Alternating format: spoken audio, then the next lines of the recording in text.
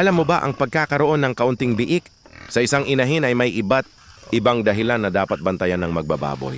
Una, kapag sobrang taba o sobrang payat ang inahin, nagiging mahirap ang pagbubuntis at kaunti lang ang nabubuong itlog. Pangalawa, kung masyadong bata o matanda na ang inahin, bumababa ang fertility nito. Malaki rin ang epekto ng nutrisyon kapag kulang sa protina, minerals at bitamina tulad ng A, D at E, nagiging mahina ang katawan at hindi nakakabuo ng maraming biik.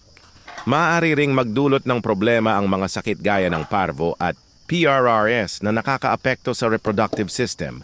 Dagdag pa rito, kung mali ang timing ng pagpapakasta o insemination, mababa ang bilang ng mabubuo. Huwag ding kalimutan ang genetics at stress sa paligid dahil malaking bahagi rin ng mga ito sa dami ng anak. Kaya mahalaga ang tamang pagkain, pangangalaga, at maayos na breeding management para masigurong marami at malulusog ang magiging biik.